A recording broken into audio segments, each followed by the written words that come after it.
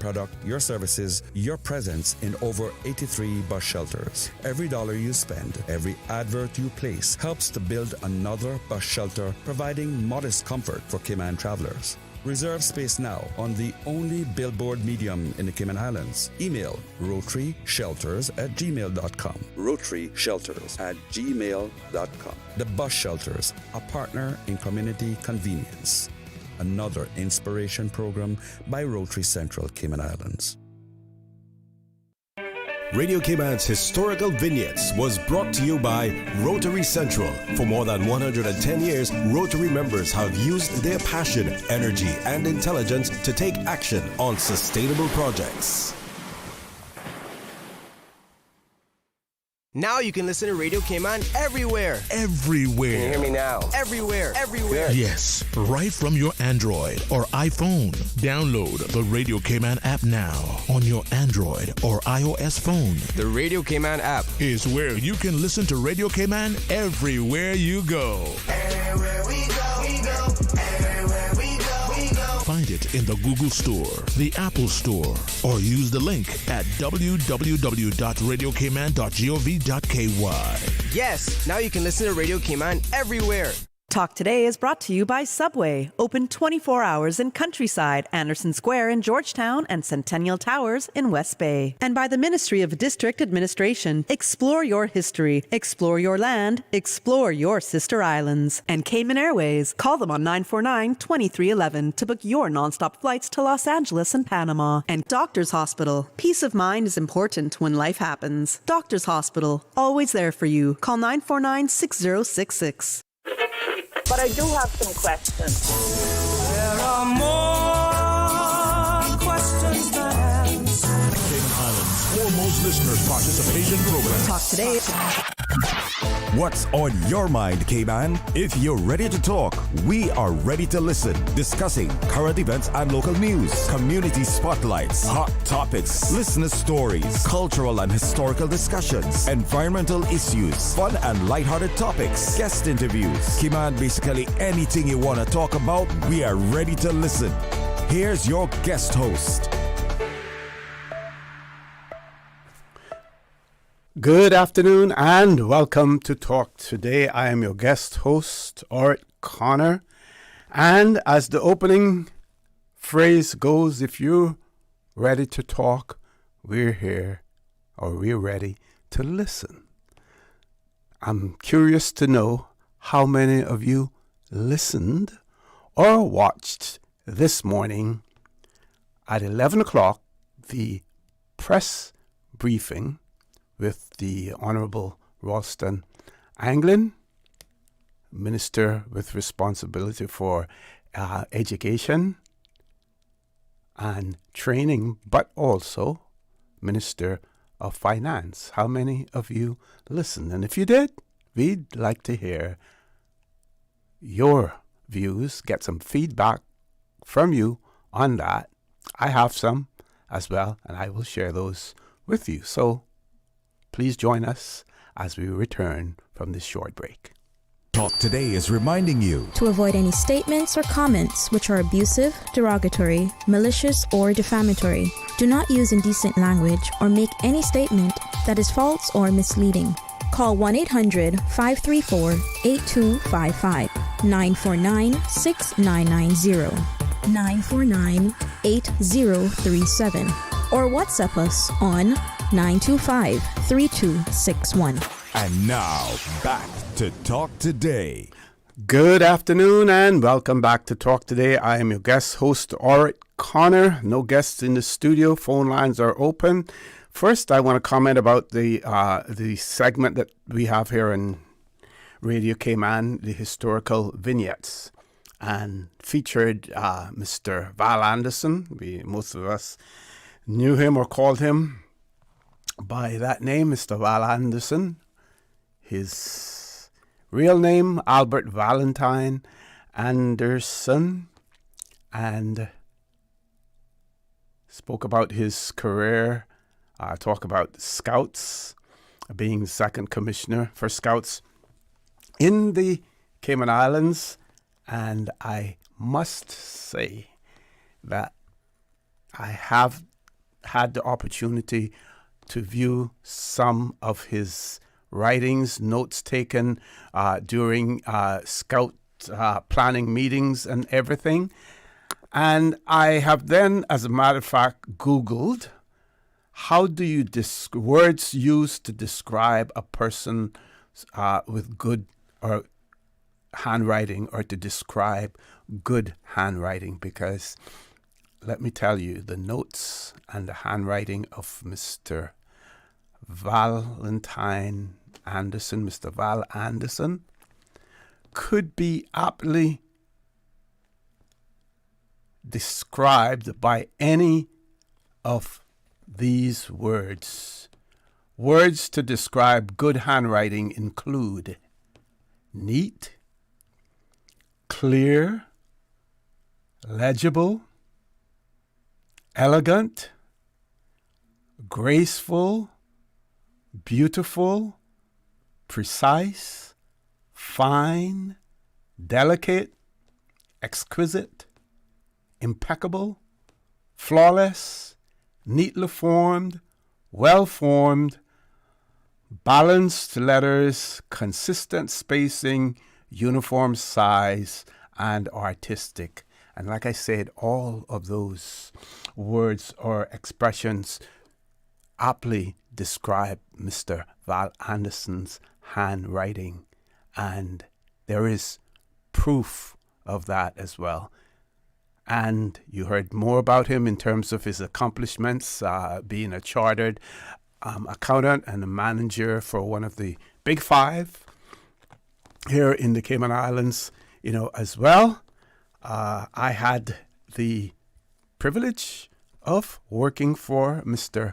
Val Anderson and Miss Alice Anderson when they owned Alice's gas station right there now where what the Anderson Square is, and the part of the parking lot in Anderson Square would be where the gas station was located. I worked for them while I was in school, get off in the afternoon, sometime even lunchtime. I'd go into the gas station, help them out, work with persons like Mr.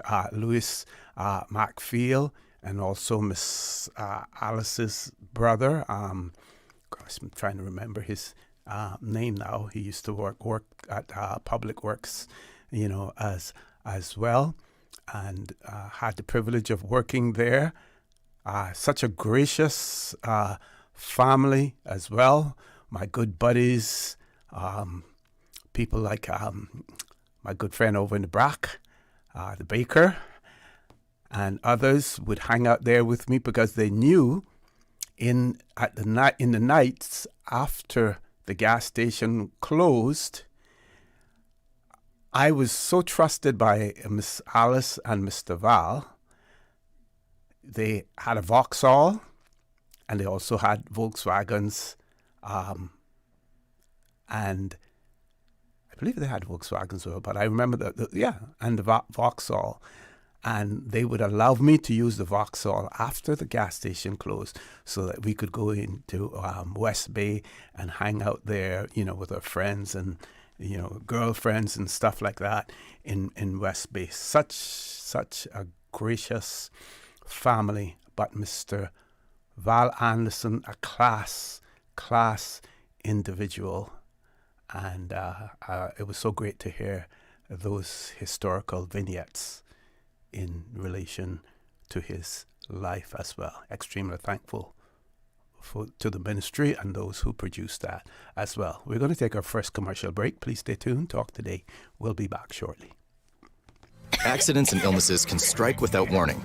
Ouch! When it comes to urgent care, every second counts. At Doctors Hospital, we have a dedicated team of experienced doctors and nursing staff available to you 24 hours a day, 7 days a week. Don't waste time in an overcrowded emergency room when you need urgent care. Whether it's a broken bone, a severe infection, or a sudden illness, trust in Doctors Hospital's unwavering dedication to providing the best immediate care. For complete urgent care when you need it the most, choose Doctors Hospital, located in Georgetown, 16 Middle Road. Shipping to the Cayman Islands is fast, reliable, and seamless thanks to Cayman Airways Cargo. Need it faster than ocean freight? Cayman Airways Cargo offers multiple cargo flights to Grand Cayman from Miami weekly, so your packages, whether big, small, or in between, will arrive in no time. You can even use a Cayman Airways Cargo US address for your online shopping. Cayman Airways Cargo is also the only carrier providing air freight services for Cayman Brac and Little Cayman. Contact us today and see why Cayman Airways Cargo was voted as Cayman's best cargo and logistics company in the Best of Cayman Awards. For details, visit caymanairways.com/cargo. Stay cyber secure with Cayman National.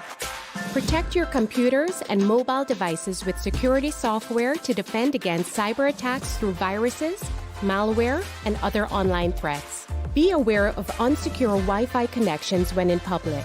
If you need to access your online banking or sensitive information on your mobile devices, try disabling the Wi-Fi and switching to data from your mobile network.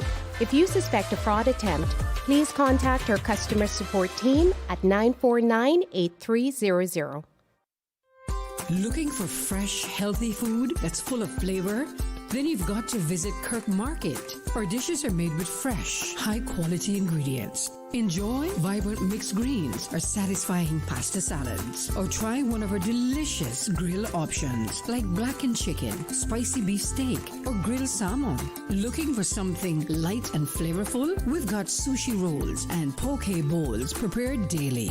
And don't forget to explore a hot bar or Billy Fresh salad at the salad bar. Stop by Kirk Market today for breakfast, lunch, or dinner and taste the difference. Eat well, live well with Kirk Market.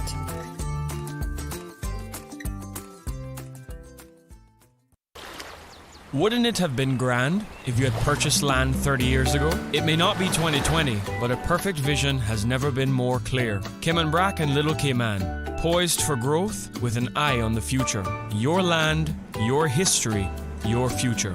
Discover all that our sister islands have to offer.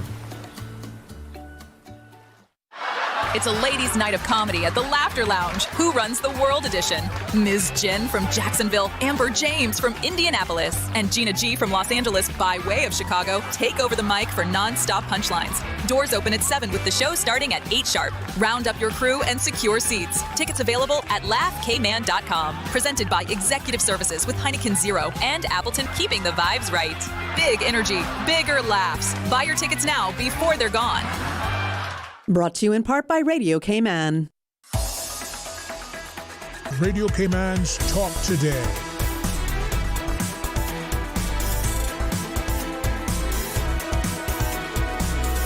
What is on your mind, Cayman? Good afternoon and welcome back to Talk Today this Friday, the 29th of August 2025. I want to share some feel good news with you. Again, so many times the focus is on the negatives, and we really need to ensure that we accentuate the positives as well. So here we go. Press release. Proud of them alumni named as new CARICOM ambassadors. The Ministry of Youth, Sports, Culture and Heritage and the Youth Services Unit are proud to announce the appointment of Cayman Islands' newest female CARICOM Youth Ambassador 2025 to 2027. Ashley Gooden, female CARICOM Youth Ambassador, and Danielle Seales, alternate female CARICOM Youth Ambassador, have been selected to join the National CARICOM Youth Ambassador cohort, which currently consists of 2 male counterparts, Devontae Joseph, male, and Deara Hoyt, alternate male. Ashley Gooden, 23, is a newly minted primary school teacher with a master's degree, honors as well, in educational leadership from the University College of London. A former Proud of Them honoree, she is passionate about youth mentorship and inclusion and has served as a diversity and inclusion officer during her undergraduate studies. Ashley aims to inspire Caymanian youth to pursue dynamic opportunities for growth. And here's a quote. I am proud to help bring new voices to the table that will impact youth policies, said Gooden. I look forward to addressing concerns around education, mental health, third spaces, and more. Our young people are resilient and vocal. They should have every opportunity to be part of the solution. Danielle, also known as Danielle Seales, 24, is a former Proud of Them honoree, currently an intern with the Department of Environment. She researches climate policy, sea turtle nesting, and other concerns affecting the island's ecosystem. She holds a master's degree in marine environmental management from the University of Exeter and has long been involved in youth leadership and environmental advocacy. And here's the quote. Youth-led projects and perspectives need to be prioritized. That is what Seales said. Being a young ambassador with Sustainable Cayman and having represented Cayman at COP28 has shown me that youth have solutions, but they need a seat at the table locally and internationally. The head of the Youth Services Unit, Mrs. Mallory Bryan Waugh, stated, the CYA program, that's the CARICOM Youth Ambassadors program, is a platform for our ambassadors to share the unique circumstances that impact Cayman's youth with the wider Caribbean. They are the voice of our nation's young people. Minister for Youth, Honorable Isaac Rankin added, and I quote, the Cayman Islands is proud to see these new ambassadors preparing to make a positive impact in the youth development landscape. Ms. Gooden is a passionate advocate for education and inclusion, while Ms. Seales is a strong voice in the environmental space. I am confident that their term will lead to valuable insights while ensuring that youth voices are heard in shaping Cayman's future. Across the region, governments of CARICOM member and associate states appoint youth ambassadors to represent their nations. In the Cayman Islands, this process is undertaken by the Youth Services Unit. Appointed CARICOM Youth Ambassadors are tasked with educating their peers on local and regional youth priorities established by the CARICOM Secretariat and their respective ministry responsible for youth. Cayman's ambassadors will be engaged at local and international dialogues, events, and in other civic spaces. Ashley and Danny will be tasked with project and advocacy work until the end of their 2 years. Young Caymanians aged 18 to 25 who are interested in the program are encouraged to connect with the ambassadors or to contact the Youth Services Unit at info.ysu@gov.ky, or you can call 943-1127 for more information. And I would encourage those of you who are interested to please do so.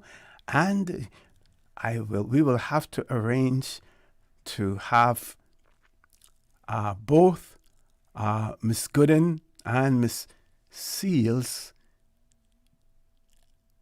either on For the Record or Talk Today to have further discussions with them as well. But again, two young Caymanians establishing themselves in their chosen fields and at the same time being CARICOM Youth Ambassadors representing the Cayman Islands as well. No doubt they will do an excellent job, and it is good to see also that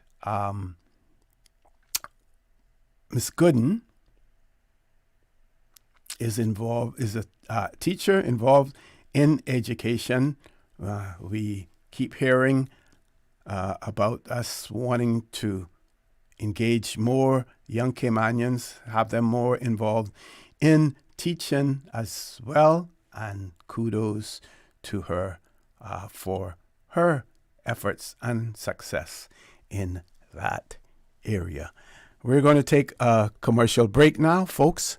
Please stay tuned. Talk Today. We'll be back shortly.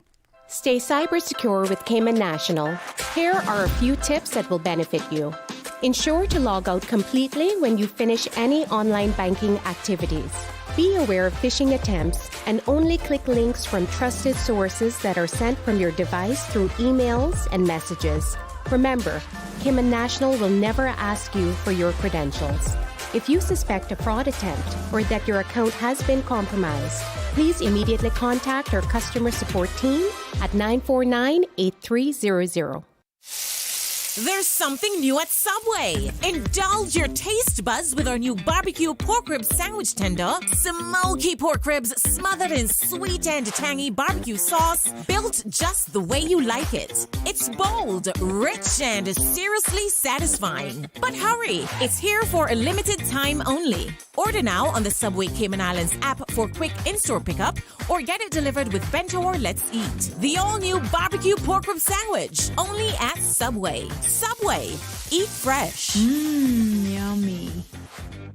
Did you know that Doctors Hospital provides urgent care services 24 hours a day, 7 days a week? And Doctors Hospital's urgent care physicians have access to the most advanced MRI and CT imaging in the Caribbean, providing reliable diagnostics when you need it most. When you need quality urgent care for an illness or injury, Doctors Hospital is here for you 24/7. Whether it's a migraine, chest or abdominal pain, shortness of breath, broken bones, or another urgent need, Doctors Hospital at the top of Walker's Road. Urgent care right now.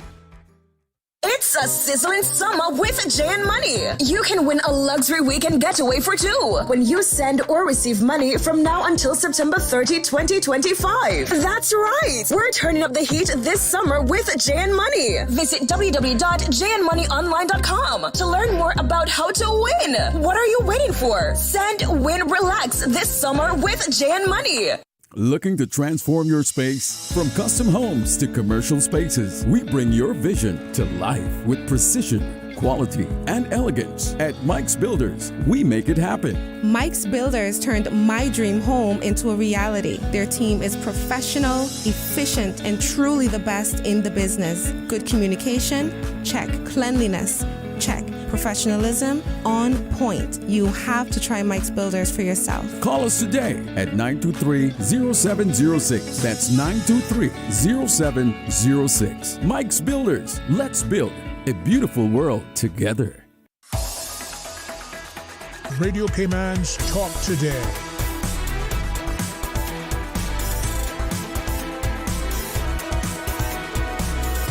What is on your mind, Cayman? Good afternoon and welcome back to Talk Today. I haven't heard from anyone yet about that press briefing that took place earlier today. carried live right here on Radio Cayman. It was a briefing held by the Honourable Ralston Anglin, Minister of Finance and also Minister for Education and Training. And it had to do with an update on the Brac High School. So, first of all, it was a extremely revealing press briefing pointing out that construction continues on the new Brac High School, that the costs have been reduced by some $6 million, which is close to 10% of the estimated cost of that. If it was somewhere between 59, close to $60 million, so 6 million would be pretty 10%, a little bit over 10% if you're looking at 59, 10% if you're looking at $60 million. That has been achieved by reducing the scope of the project as well. Also at that press briefing was Mr. Garth Arch, representing the two companies involved in the project, Arch and Godfrey and McAlpine. I think I got that right. I think it's McAlpine. Some of the questions asked were very interesting. Some questions revolved around employment at the site, which to a certain extent may involve the minister, but I don't see where that should be the case. Yes, the minister would want to know and be interested in knowing, what's transpiring, at the site. But if there are immigration violations, if there are workplace rules violations as well, those things should be dealt with by the relevant ministries.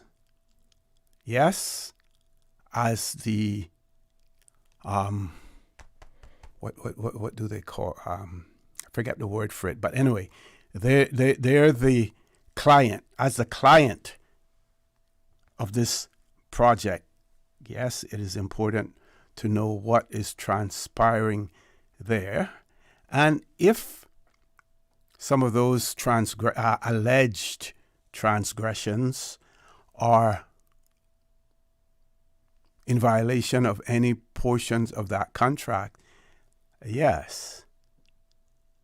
But otherwise, those complaints really should be investigated by work or CBC, by labor and pensions, or whomever. But some questions were directed in relation to that. Another question had to do with the minister's role as Minister of Finance and also as Education Minister, and whether or not that presented any sort of difficulty in arriving at decisions in relation to scaling down the project, as well as financing. And while I was listening to it, my first thought was, he's the perfect man for having to deal with this, wearing both hats. As Minister of Education, he knows exactly what the educational needs are for the Brac. He knows exactly what is essential, what isn't essential. And as Minister of Finance, he also knows what is financially possible, what is financially responsible, as well. And the good thing about it, he doesn't have to barter or banter with another minister if another minister was say the Minister of Finance, or another minister was the Minister of Education. He only has to resolve matters within himself. He doesn't have to bargain, banter with anyone else, and he is able then to strike that perfect balance, which appears has been done. Any of you who know about contracts, and depending on the way that contracts are written, for you to break a contract, it can be extremely, extremely costly. Not to detract from the fact that the Brac does need a new high school. So, at the end of the day, it appears as if, and I can't remember all of the specifics in terms, but I think it has to do with recreational areas. It has to do with covered walkways and things that could be dispensed of. What is also commendable is that at the end of the day, the contractors were prepared to sit down with the government and discuss all of the prospects. Without knowing what the terms of the contract is, it is quite possible at the end of the day that the contractors could have said, listen, we have a signed contract that has been agreed to, and you either adhere to the terms of that contract, or you may want to go, into some type of arbitration in relation to it. But we have a signed and enforceable contract. But we have seen where the contractors have been willing to sit down and to negotiate and to come to some agreement. That agreement has resulted in scaling back the project by $6 million. Now, when you compare $6 million to $59 million, like I say, that's 10%. 10% of anything is a huge chunk when you're thinking about it. We also heard the Honorable Minister speak to the fact that there are needs for so many, some primary schools, some schools here on Grand Cayman as well, that $6 million could go well in terms of addressing their needs. Now, this part I'm going to say, and this is just conjecture and nothing else because I know nothing about the negotiations. But we do know, if you know about negotiations, there has to be give and take on both sides. There has to be compromise at the end of the day. $6 million to a contractor, a lot of money. You're giving up a lot when you're giving up $6 million of a $59 million contract. That's a lot of money. Now, whether or not at some point in time, and like I said, mere conjecture, no evidence to back it up, but we do know that it appears as if,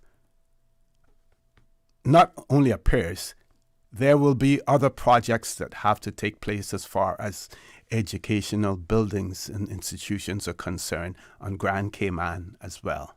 And if that $6 million at the end of the day is those savings are put towards that, while we do have procurement and tender processes in place for government, very robust ones as well, is it possible that at the end of the day, that giving up $6 million, but we can possibly make it up by being able to get those other contracts as well? I'm just saying, those would be the terms of negotiations that would take place, because no one is going to give up anything just like that. And negotiations involve mainly compromises on all sides, as well. But again, the end result, at the end of the day, what we have is the continuation of the project. The Cayman Islands, and in particular, Cayman Brac, will be getting their new school. Those naysayers, later on, to me, they will become positive, because like everything else that takes place in the Cayman Islands, we complain about it at first, and years down the line, we said, oh boy, it's a good thing that we did that they did what they did at that point in time as well. I can't see there being any regrets about increasing educational opportunities for a growing Caymanian population. I can't see any negatives coming, from that. It's not like you're building a white elephant, or with the thought that if we build it, they will come. They are already there in the Brac. Students are there. We see the rehabilitation that has to take place at the Lehman Scott school as well. So, again, congratulations to the government. Congratulations to the minister. Kudos to the contractors for whatever concessions they have made. Kudos to the government for whatever concessions they have made as well. And a huge, huge catastrophe has been averted if authorities had listened to some of those who were calling for the project to be scrapped completely, to be done away with. That was impractical and almost impossible, without possibly losing more money than will eventually be spent at the end of the day. With that, we're going to go to our headline news at 1 o'clock. If you have any feedback on that, please let me know. I listened as much as I could. I tried to draw out as much as I possibly could, from what was being asked and the answers that were being given as well. With that, please stay tuned. Talk Today. We'll be back shortly. We are Radio Cayman, covering Cayman Brac, Little Cayman, and Grand Cayman. One in a million. 89.9 Radio Cayman helps you to weather the storm during this hurricane season. One of the most crucial elements of hurricane preparedness is storm awareness. During the season, it is of utmost importance to pay attention to the latest local weather forecast, as hurricanes do not suddenly form or strike. There are various methods of advanced notification. Utilizing such may be the difference between a favorable outcome and disaster. Both television and radio serve as excellent mediums with up-to-the-minute storm path information in the wake of a hurricane. Another method of tracking a hurricane may be only arm's length away. Your smartphone or tablet can be your most valuable tool before, during, and after a storm, providing countless numbers of apps with crucial hurricane information. Many apps allow you to track storms with moving radar and satellite imagery, plus offer alerts, current conditions, forecasts, advisories, and even video. This hurricane preparedness tip was brought to you by your community radio station, Radio Cayman, 89.9 FM. From Radio Cayman's newsroom, this is Headlines. Local, regional, international news. The Headline News is brought to you by Kirk Market and Health Services Authority. Cayman's national senior women's netball team delivered a commanding win over host nation Grenada last night, closing out 58-46 in a rain-shortened showdown at the ECCB International Netball Challenge Series in Grenada. Cayman, who was ranked number 40 in the world rankings, defeated Grenada, who was ranked number 21. Good afternoon, I'm Dion Anglin with your headlines and news elsewhere. Thailand's Prime Minister has been removed by the Constitutional Court, plunging the country's politics into turmoil and dealing a blow to its most powerful political dynasty. Pitongtarn Shinawatra was dismissed for violating ethics in a leaked June phone call where she could be heard calling Cambodia's former leader Hun Sen uncle and criticizing the Thai army amid worsening border tensions with Cambodia.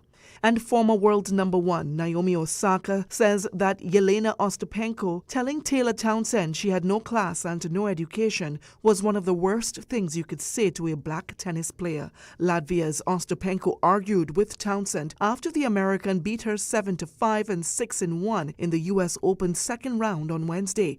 Ostapenko, who claimed Townsend had not apologized after a net cord landed in her favor, has been criticized for her comments.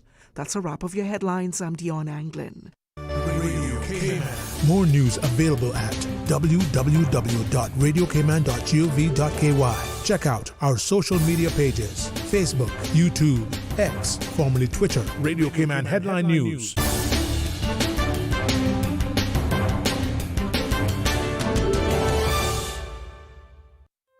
Looking for fresh, healthy food that's full of flavor? Then you've got to visit Kirk Market. Our dishes are made with fresh, high-quality ingredients. Enjoy vibrant mixed greens or satisfying pasta salads. Or try one of our delicious grill options like blackened chicken, spicy beef steak, or grilled salmon. Looking for something light and flavorful? We've got sushi rolls and poke bowls prepared daily. And don't forget to explore a hot bar or Billy Fresh salad at the salad bar. Stop by Kirk Market today for breakfast, lunch, or dinner and taste the difference. Eat well, live well with Kirk Market.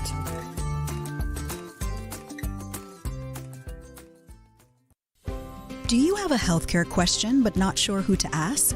Contact HSA's Patient Call Center to speak to one of our experienced clinical team members. We are here to answer your questions and help guide you through your healthcare journey. Need to make an appointment? Our team can help. Contact HSA at 949-8600 or email info@hsa.ky. At HSA, we are committed to caring for you. Radio Cayman is pleased to feature this special Sister Islands historical vignette brought to you by the Ministry of District Administration and Lands. Explore your history, explore your land, explore your Sister Islands. In September 1996, a former Cuban Navy Coney II class frigate, designated 356, was scuttled in shallow water in Cayman Brac. This ship was built in 1984 as one of 3 Coney II class frigates sold to Cuba to support its Cold War fleet. In 1996, the ship was purchased from Cuba by the Cayman Islands government to be scuttled in Cayman Brac as a dive attraction. The 2 remaining Cuban Coney II class were expended as targets. Frigate 356 was sunk upright, and initially her deck rested 90 feet, 27 meters below the surface. A serious storm in 2004 broke the ship in two, and her bow now lists at a 45-degree angle, while her midships have become a debris field.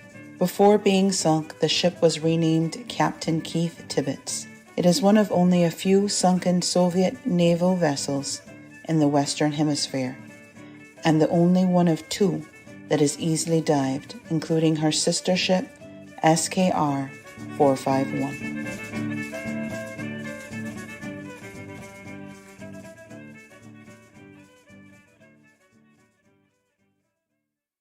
Radio Cayman is pleased to feature this special Sister Islands historical vignette brought to you by the Ministry of District Administration and Lands. Explore your history, explore your land, explore your Sister Islands. Radio Cayman's Talk Today.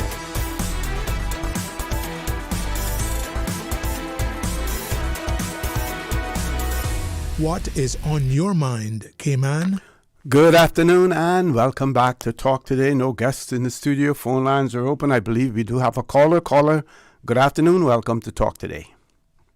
Good afternoon, Mr. Connor. Good afternoon. How are you? Oh, I'm grateful. And I do believe that you said it's open mic. Yes. And your last commercial said, "What's on your mind?" Yes. On Facebook it says, "What's on your mind today? Say something." Right, and if you're ready to talk, we're ready to listen. There you go. Okay, so I got 2 points, but I just want to make a comment on the last thing that you were speaking about regarding the Brac School. Okay. I'm really happy to hear that the project will continue. I was one of them that was against it. I understood that a new school needed to be built. Now, as far as what we needed, I wasn't sure. I'm not in the government. I'm not into building and so on. So I can't even say that the price was too high. And we know that today nothing is for free. Mm-hmm. But I also said, this is what I supported. Like I said, I might be wrong. That when I understood it was going to be a multi-purpose building. And everybody was saying, oh, they don't have the population in the Brac what they need it for. I say, yeah, but it's not going to be just for the Brackers. We might need it too. We might have to run up there. Mm-hmm. And then we learn to appreciate what was done. And based on what I heard about the now school, with the health issues and so on, of course they need to take those children out of that building. People may not know there are children who died of cancer that, was caused by the asbestos in that building. So if it were their family members, I'm sure they would be supporting it. The last thing I want to say on that is I really hope that they're going to keep the name of Mr. Lehman Scott. I hope that they'll keep his name because, the first one was named after him for reasons that cannot be compared to with anyone else. So that's the only thing I can say on that. Now, I have 2 points, and I know that you know how to play devil's advocate very well, so feel free to do so. Okay. But as I always say, they say you shouldn't flog a dead horse. But I'm willing to flog dead horses because we saw that one came alive when I spoke to Minister J. Anyway, so my first dead horse, as I've spoken about it several times, and no one has really said anything. I don't know if they do not realize the problems that it is causing, that it has caused and still causing, and in my opinion, and many other people's opinion, it was so unnecessary. So the first one is these postal codes that we have, this KY1 nonsense. I don't know if anyone, I know a lot of people don't do, mail and stuff anymore. A lot of people don't even send you your bills and stuff, paper anymore. It's all now electronically done. However, there are people like me that are old school. I don't do online banking. I do not do online payments, and I will never do them. I am a former banker, and I know the risk that you're taking. Perhaps other people don't know that, and that's why they're quick to jump on it. However, I will never do it. So I still pay my bills the old-fashioned way. And now, when we were still getting paper statements, sometimes you couldn't get them because they were ending up in other people's post boxes. And I have seen people get mail out of their box, and they look at it, it's not for them. They don't put it back or take it in to say, this is not mine. They throw it in the garbage. I am now still waiting on 2 checks, I won't say from where, that was sent to me, and until this day I haven't received them. Okay? Mm-hmm. You can't. Nobody from the U.S. can send you anything by mail that you will receive it if they put that KY1 thing on it. Because the U.S. postal meters, they read the state. And all of their states, as you know, have 2 initials. So it picks up the KY as Kentucky. Mm. So that's where the mail ends up. And it's only, and the center for Cayman is in Florida. So it's only if the person is nice enough to take it and send it back to Florida and say, send it, return to sender. We can't deliver this. Otherwise, that gets thrown in the trash. Just to share something with you, there's a company I deal with in the U.S., and for me to get anything from them, I had to ask them to take the KY1 number off of it because I wasn't getting the stuff from them. And so once they did that, then I could get mail from them. And as a precaution, what they did, they stopped sending me stuff in the post box. They then started to send it by FedEx, just to make sure that I was receiving it. Because every time they sent it, it was being returned to them. It was ending up in Kentucky and then being returned to them. Now, when these things first came out, I thought it was going to be internationally accepted. Unfortunately, that's not the case. Because if you go online and you're doing something and it asks you for a zip code or postal code and you put that in, it tells you it's not valid. It serves no purpose there. But it's not valid because is it because the system that they have in place is not prepared or able to accept the way that our code is written? Well, in terms of, or they just simply don't accept Cayman code? I think the problem, this is my take now, Mm-hmm. I don't know, because no one has answered anything that I've asked.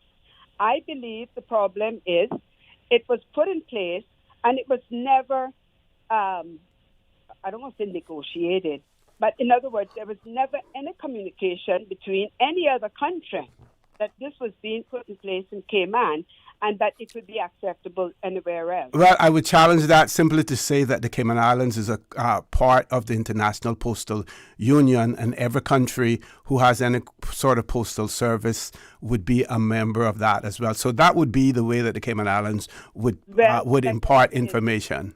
But something is wrong, something wasn't done, otherwise it would work, either online or in just general physical mail. I'll also share this with you. There was a package that was sent to me from the Bahamas, okay?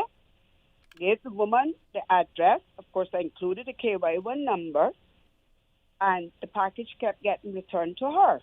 So she kept calling me and saying that the post office in the Bahamas, luckily it was going to Florida, and Florida kept returning it to the Bahamas. And so with that, I checked with the post office here. And I asked them, what did I need to do to receive this package? And could they had a tracking number and everything. And then they proceeded to help me track it. That's how we knew it went to Florida. And I inquired how mail from the Bahamas comes to us. They said, well, it comes directly from British Airways. I said, okay. So 3 times this package got returned to this person. I said to the woman, I said, do me a favor.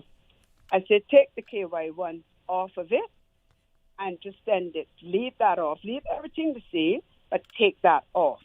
She said, are you sure? I said, yes, I'm very sure, because that is what the problem is. She reluctantly took it off, and she resent it. And in 3 days, I had my package. Okay. So, again, it just goes to show you it's not accepted anywhere else. I don't know what should have been done or needed to be done. I see it as useless. It serves no purpose. The mail is even getting lost locally from one district to the next. And I don't know if you know this or not. If a piece of mail comes in my post box that was meant for the box next to mine, and I go and take it inside and say, this was in my box, they can't take it and put it in the box next to mine. They have to then take it and send it back to the sorting center, which is airport post office. So it has to take its time and work its way around the island again to get back to that box that is next to mine. So, like I said, I think it has created more problems than it is any help to anyone. Okay. And that's one point. The other point I would like to make, please. Okay. I missed this part about what the minister was saying about the glass house this morning. And, you know, I've been a strong advocate of this.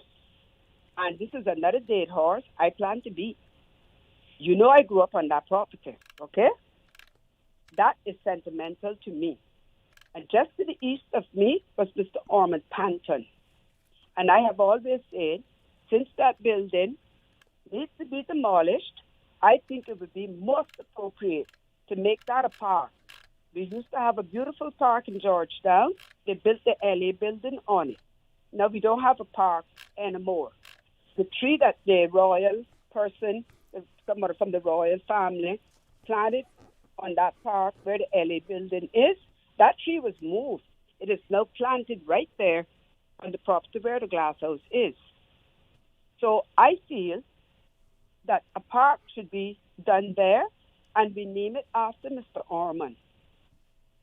Because where the now government building is, occupies a part of the property he owned where his house was.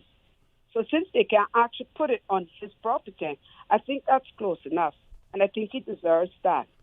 So that is something I would always advocate, and I hope that they don't put anything else there, take the building down, and just do a beautiful park. Make it accessible to every Georgetowner. Mm-hmm. Caller, thank you. Thank you very much for that. Paul, we have to take the break now? Or okay. One WhatsApp caller, this person says, good day.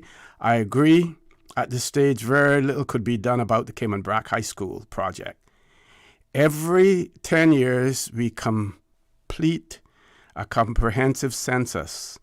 From this information, we can see actual growth as well as growth trends. Our government can and should use this information to inform them regarding the construction of schools, roads, housing. Yep, valid, very valid point. The 2021 census data confirmed significant population growth in every district except Cayman Brac. We also know West Bay is one of our most populous districts, and it only has one government primary school. This is already at capacity.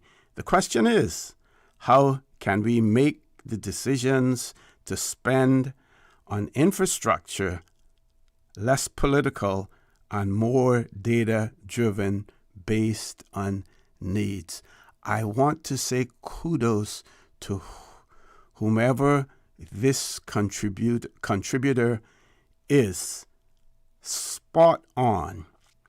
And what it highlights at the end of the day is either a reluctance or our inability to use data points. First of all, also just simply collecting data. Because remember now what ECLAC said, that's the Economic Commission for Latin America and the Caribbean, after Hurricane Ivan. It was very difficult for us to do certain estimates and make certain assertions because of the lack of data. So we started to improve on that. We haven't really gotten there. And there are times now when we do have the data, but we're not crunching the numbers in such a way that will lead us to make sound, rational, reasonable decisions. I continuously say, and we can give you classic examples of it, classic examples. Owen Roberts International Airport, outgrown before it was even opened. Why? Either the lack of data or the lack of interpreting that data. We just heard the minister talk about it this morning. Government administration building. Running out of space there, they constantly have to keep moving. We know that we had 2 statutory authorities and government companies in there. We know because of the mayor appearance of them being in a government building while they're supposed to be independent authorities, that the optics of that was, concerning as well, but also because they needed additional space in the government administration building. Look at our courts. Look at our legislative assembly building. But we yet all complain, this is too big, that is too big, but we don't look down the road, and before you've completed what we're doing, we have already outgrown it as well. So again, this writer is spot on, in relation to what was written there as well. So, and that includes, writer, the mere fact that we have an UN agency called United Nations Fund for Population Activities. And I mentioned that to one of our ministers before. We need to know, based on the population growth in the Cayman Islands and the non-population, how long it's going to be before Caymanians are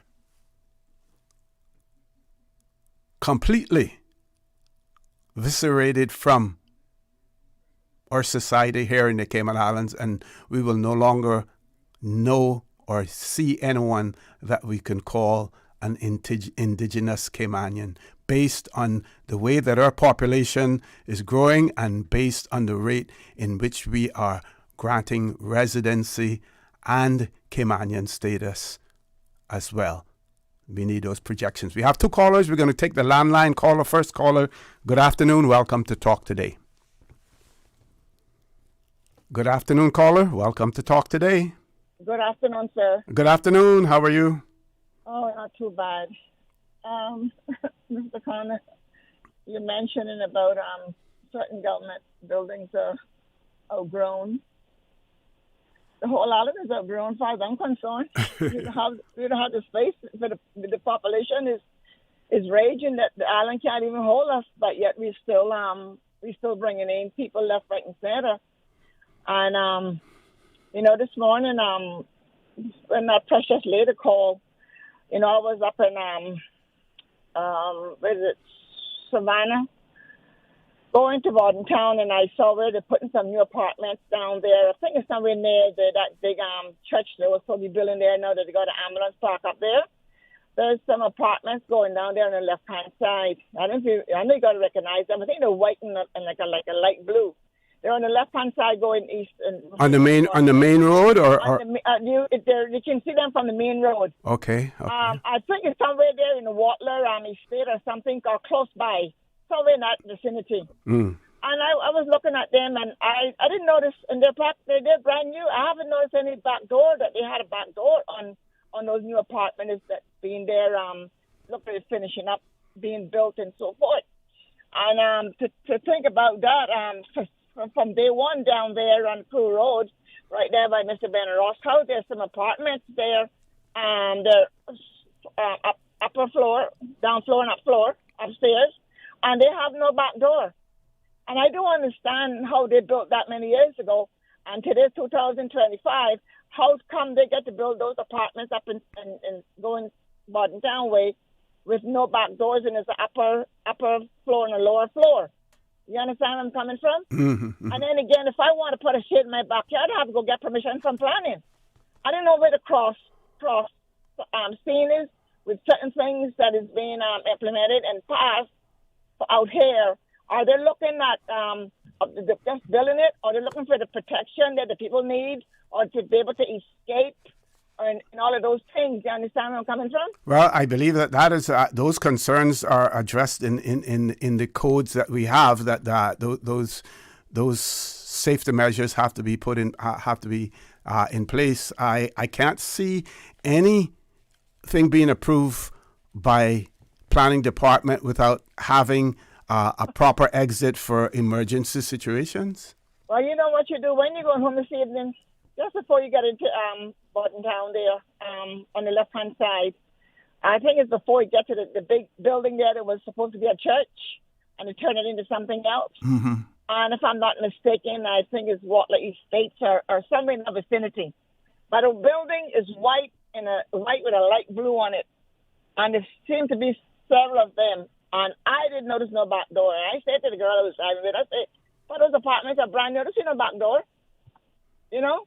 So you'd be surprised to know what can cross when they want to make it cross. True. Okay. Because we don't have ground. People, I feel, walking the streets of these islands when we are building and when we're not building. We got people who's using these little small propane tanks that is keeping them inside of their home because they are afraid that someone going to steal them.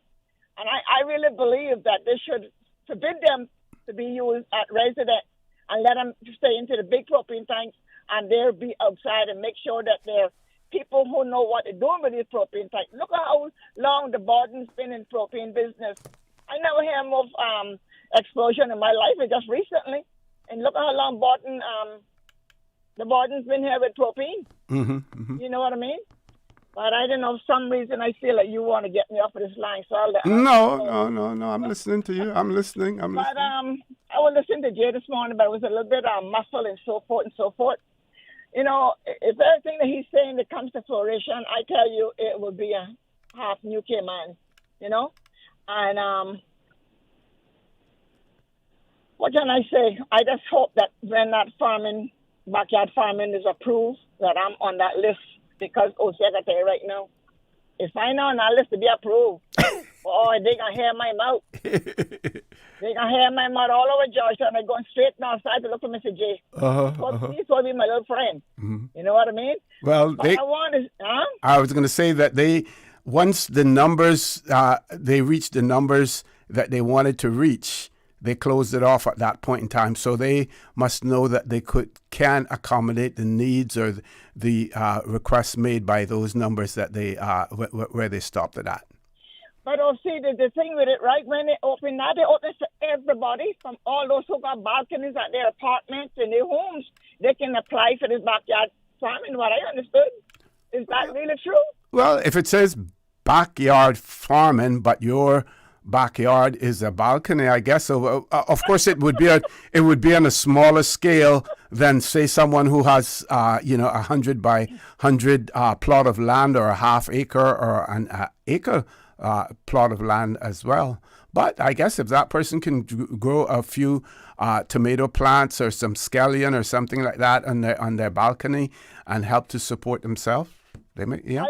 I'm not saying there's anything wrong with it, mm-hmm. but I just say they better make sure they pick out a few of us because there's going to be a lot of talk. Uh-huh. And Mr. Connor, can you give me 2 more minutes? Go ahead. I know y'all been talking about Mr. Manderson and he's leaving his post and who we all feel like should be to that post. I don't fully understand it, but I'm going to just speak my 2 cents. Sure. Mr. Manderson has gave his notice that he'll be leaving. I think it's in July, and the post needs to be filled. Do you have to vote someone into that position, or does it have to go voting? Do you have to vote somebody there, or you can just go and pick somebody that you think is qualified? Well, first of all, we have to bear in mind that this person will represent the British government, the United Kingdom. First of all, right? So it's going to be at the end of the day, it's going to be their choice. That person will act as governor in the governor's absence. That person is the governor's deputy. We know that our Constitution and the oaths taken, that the governor's role is to represent the UK, also to represent the people of the Cayman Islands when the two do not come into conflict with each other. When they come in, when the interests of the Cayman Islands come in conflict with the interests of the United Kingdom, the governor will side and will basically. The oath is to the United Kingdom. So the United Kingdom governor, they're going to make a decision at the end of the day. But I would imagine, and we would hope that some public input would be given as well. Bearing in mind that the deputy governor is also the head of the civil service. So you need to have someone there who will command the respect of the civil service, not only the entire civil service, but those persons in the executive of the Cayman Islands Civil Service Association as well. But at the end of the day, the final call will be the United Kingdom. So the United Kingdom can call on someone to fill that post. We, the people, don't have that power. Is that what you're telling me? Absolutely right. At the end of the day, we can express our opinion and we can lobby and everything else, but the final call is going to be made by them. So then, supposedly, that England decided to send somebody from the mother country to fill that position. They would be breaking with tradition. Well, not only breaking with tradition, our Constitution specifically states that the post holder of the deputy governor's position, as well as the cabinet secretary, must be Caymanian. Yes, I mean, to have the control of that rigmarole. Mr. Manderson, when he went from, let's say, from ABC to the top of ABC, all right? Mm-hmm. And he got that position. Mm-hmm. So now you're telling me that he built himself to that position, didn't he? Didn't he build himself to that position? Well, he established himself and, acquired all of the knowledge, the respect, and everything that made him a prime candidate to be the deputy governor.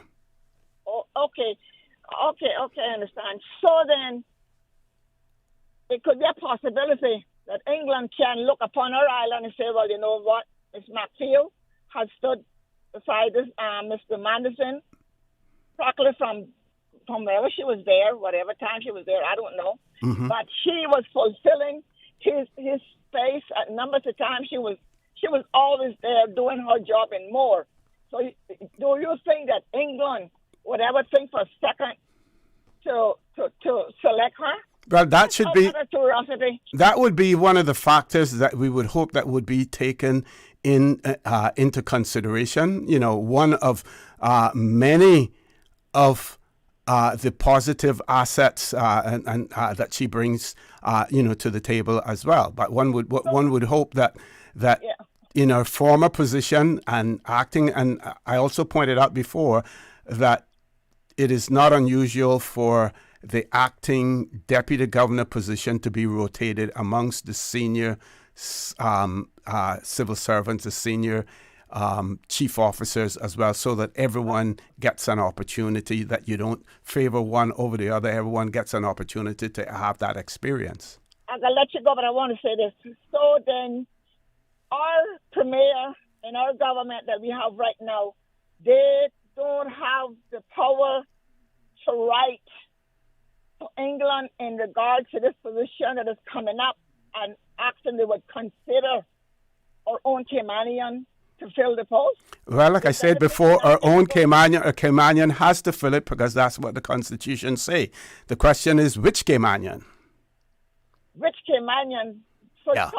You're talking about like a paper Caymanian? Well, the Constitution says Caymanian, and the definition of Caymanian in the Constitution says it is what is defined in our immigration legislation. But I have to go to a commercial break. I hope I have answered most of your questions. I will dwell on it a little bit more if time allows as well when we return. Folks, please stay tuned. Talk Today. We'll be back shortly. Did you know ordering your favorite sandwich from Subway just got easier? Yeah, picture this. No more waiting in line. No more fussing with cash. Just a delicious taste of Subway at your fingertips. With our new app, ordering your go-to sub is as easy as a few taps on your phone. Plus, receive exclusive deals and earn loyalty points with every purchase made on the app. Download the new Subway app today and get ready to ditch the lines and drive straight into your flavor. Visit the App Store or Google Play Store on your mobile phone and search for Subway Cayman Islands. Subway. Eat fresh. Shipping to the Cayman Islands is fast, reliable, and seamless thanks to Cayman Airways Cargo. Need it faster than ocean freight? Cayman Airways Cargo offers multiple cargo flights to Grand Cayman from Miami weekly, so your packages, whether big, small, or in between, will arrive in no time. You can even use a Cayman Airways Cargo US address for your online shopping. Cayman Airways Cargo is also the only carrier providing air freight services for Cayman Brac and Little Cayman. Contact us today and see why Cayman Airways Cargo was voted as Cayman's best cargo and logistics company in the Best of Cayman Awards. For details, visit CaymanAirways.com/cargo. Stay cyber secure with Cayman National. Here are a few tips that will benefit you. Ensure to log out completely when you finish any online banking activities. Be aware of phishing attempts and only click links from trusted sources that are sent from your device through emails and messages. Remember, Cayman National will never ask you for your credentials. If you suspect a fraud attempt or that your account has been compromised, please immediately contact our customer support team at 949-8300. Explore your history. Explore your land. Explore your sister islands, the ultimate staycation experience. Your culture, your freedom, the land that time forgot isn't gone. It's your sister islands. Discover all that our sister islands have to offer. Now, more than ever, supporting your immune system is crucial to helping your body fight off illnesses like the common cold, the flu, and COVID-19. At ValueMed Pharmacy on Walkers Road and in Buttontown, we carry all the essential vitamins and minerals to help support your immune system and improve your overall health. Some of our top immunity support picks are vitamin C, vitamin D, zinc, elderberry, and quercetin are the popular 7-in-1 immunity support. Our pharmacists are always on hand to help guide you and answer any questions. Visit ValueMed Pharmacy on Walkers Road or Buttontown. Live happy, live healthy with ValueMed Pharmacy. Looking to transform your space? From custom homes to commercial spaces, we bring your vision to life with precision, quality, and elegance. At Mike's Builders, we make it happen. Mike's Builders turned my dream home into a reality. Their team is professional, efficient, and truly the best in the business. Good communication? Check. Cleanliness? Check. Professionalism? On point. You have to try Mike's Builders for yourself. Call us today at 923-0706. That's 923-0706. Mike's Builders. Let's build a beautiful world together. It's a ladies' night of comedy at the Laughter Lounge. Who runs the World Edition? Miss Jin from Jacksonville, Amber James from Indianapolis, and Ginny G from Los Angeles by way of Chicago take over the mic for non-stop punchlines. Friday, September 5th at the Hawkwill Theater. Doors open at 7 p.m. with the show starting at 8 p.m. sharp. Round up your crew and secure seats. Tickets available at laughcayman.com. Presented by Executive Services with Heineken Zero and Appleton. Keeping the vibes right. Big energy, bigger laughs. Buy your tickets now before they're gone. Brought to you in part by Radio Cayman.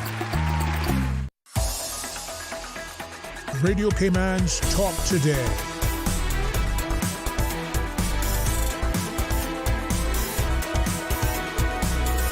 What is on your mind, Cayman?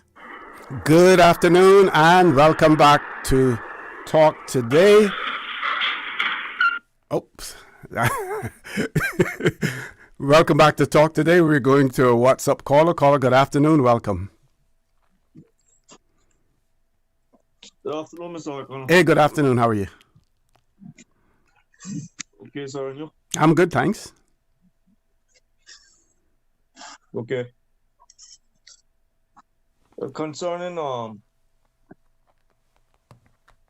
the prison.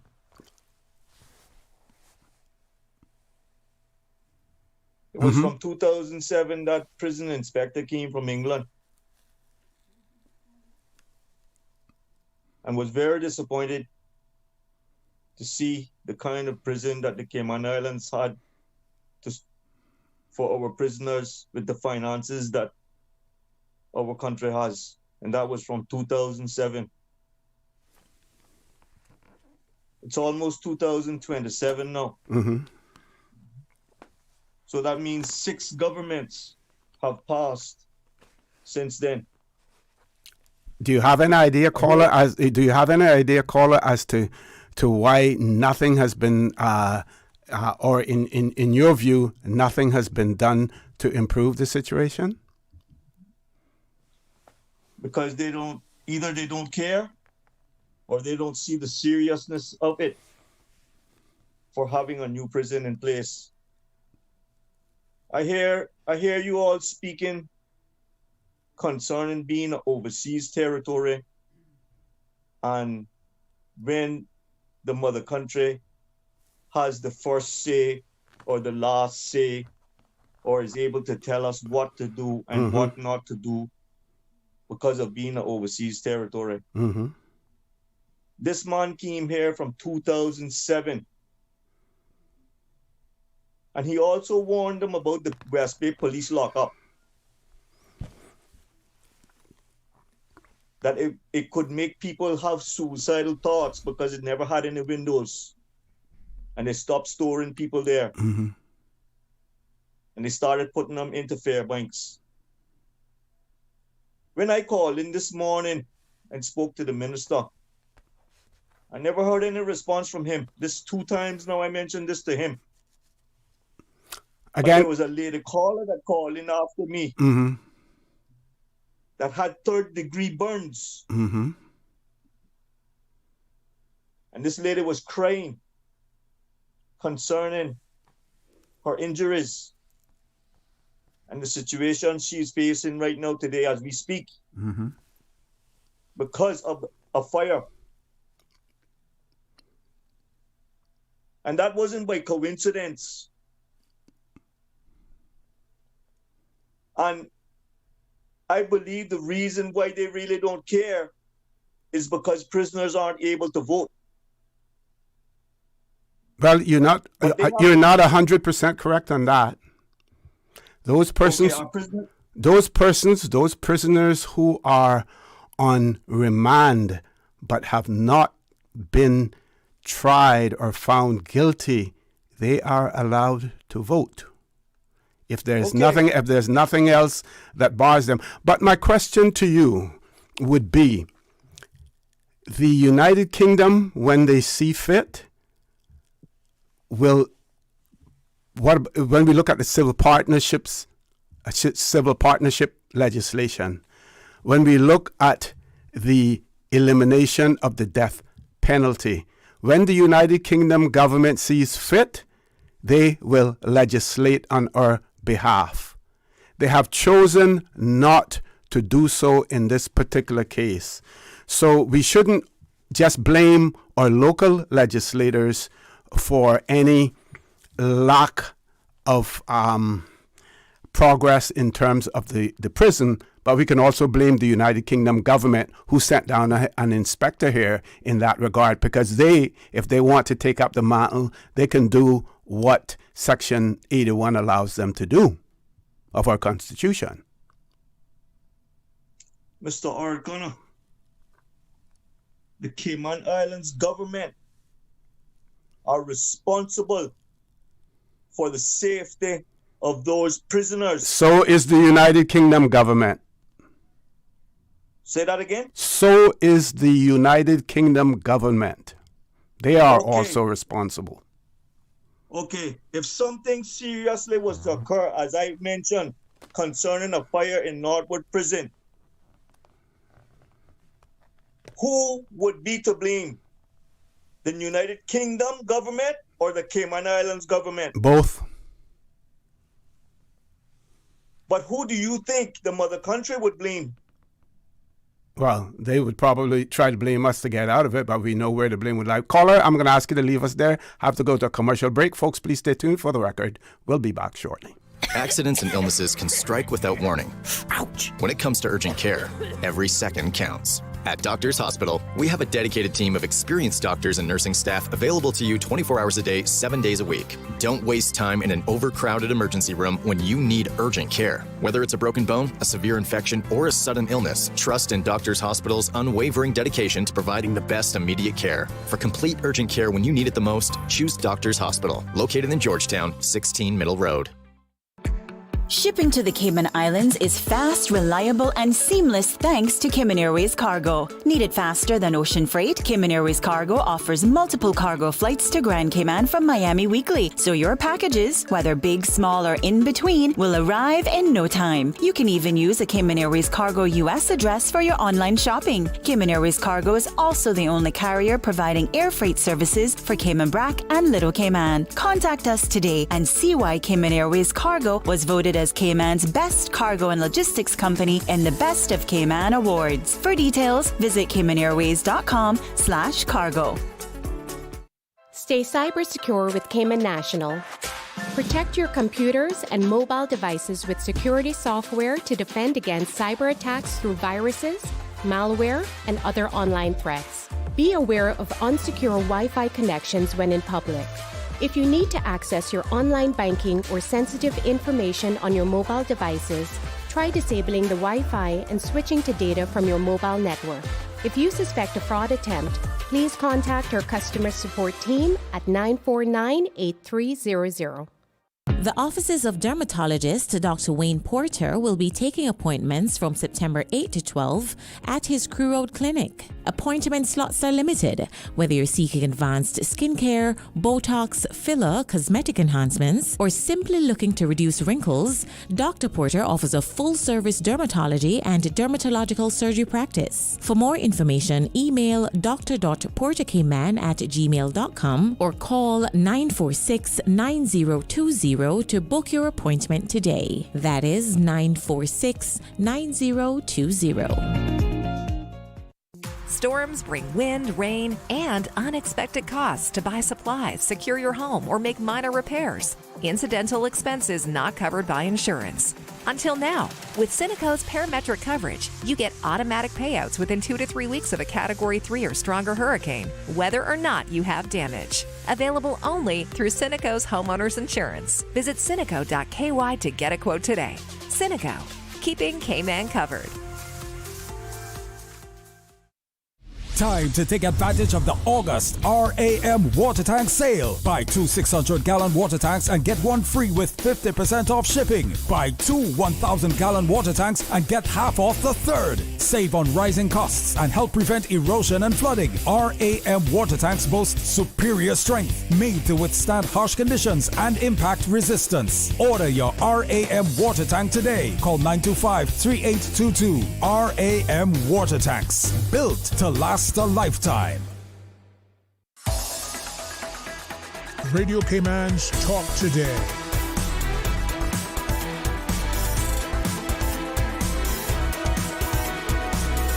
What is on your mind, Cayman? Good afternoon. Welcome to Talk Today. We have several callers on hold. We're going to our landline caller. First caller, good afternoon. Welcome. Good afternoon. Am I on? Yes, you are. Hi, good afternoon, OC. I just wanted to pick up on, I know the last caller, when just before you went to your break, said something about the lady who called in this morning. Mm-hmm. And it was kind of painful to listen to that lady. Yes. And I don't know that the powers that be, but I will say this, you know, I have experience right now where I know that somebody is renting a place that is $750,000 in rent and can just barely turn around inside.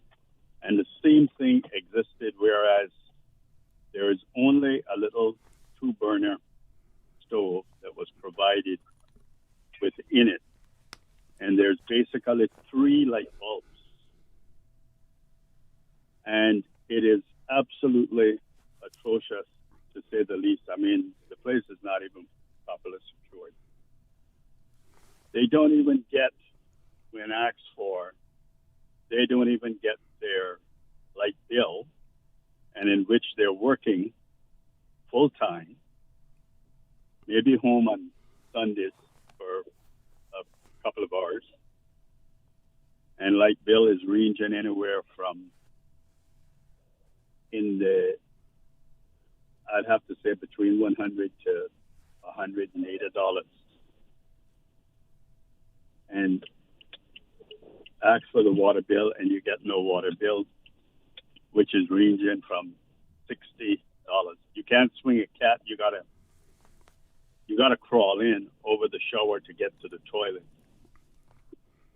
And it's kind of ridiculous that people have to come here. And this is why we get these sort of things, because there is no allowance and no inspection being made to the properties that these people rent out and what they see it as.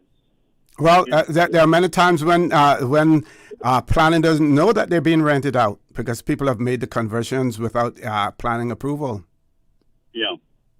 And these people have been told that, that they got to do this because planning is going to come in and stuff, right? But they don't know any better because they're not going to go to planning or anything, right?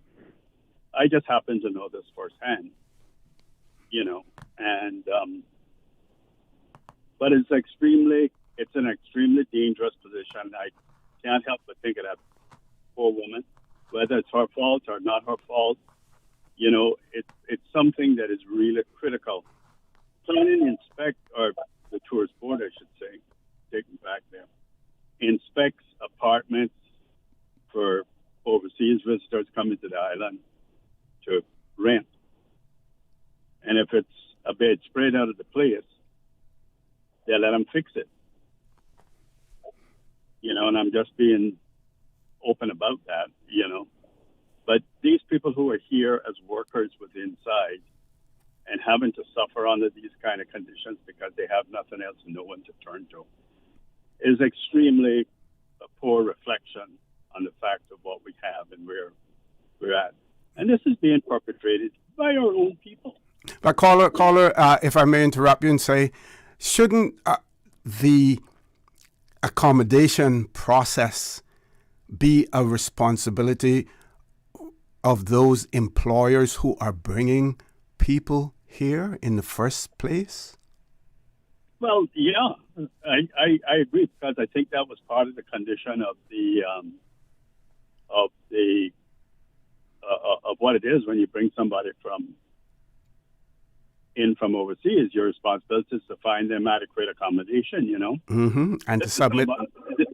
This is somebody that's been here on the island, right, for a number of years. As long as they're on a work permit, they have to, if they change accommodations, they're supposed to complete that accommodation sheet again or to update it. As long as they're on a work permit, that requirement is there. Yeah. And I know you would know the answer to that. Mm-hmm. So, and being there. But, I mean, to not being responsible, and then it just hurt me this morning when I heard that lady. Yeah, it was. It was hurting. Yeah. Mm-hmm. It was painful. Yep. Mm-hmm. Caller, thank you. That's why I wanted to bring this open to the. Certainly, and the ministers say that they're actually looking into these things, and they will be addressing the whole issue of rental and compliance as well. Thank you very much, caller. We're going to grab another caller very quickly. Before I do that, though, this says here to the caller about the back door. The reason a back door may not be visible on certain buildings, such as apartments, it most likely is a bedroom, which must have an egress window in order to obtain a certificate of occupancy. I can't say that I fully understand that. So does it mean then that the window serves as an egress, point of egress or exit, as opposed to having a back door? Not sure. If you could update me on that, Ryder, I would certainly appreciate it. Let's grab the next caller. Caller, good afternoon. Welcome to Talk Today. I almost wanted to hang up and call back because I know I got 5 minutes. And I know you're timing. At least you're checking the clock. Before you go to these famous commercials. Anyway, good afternoon. Good afternoon. I was calling in regards to to Miss J, and then your not the last caller, but the second last call in regards to the prison. I certainly wanted to touch on as well. I think reading what you just read a while ago, I think that's what that caller was suggesting, is that it's a point of exit, but I don't know how good that's going to do if it has a second floor, unless you got a stairs coming out of the window. You can't exactly escape through a window when you're on the second floor. Well, you could, but you could risk some limbs being broken if you jump from up there.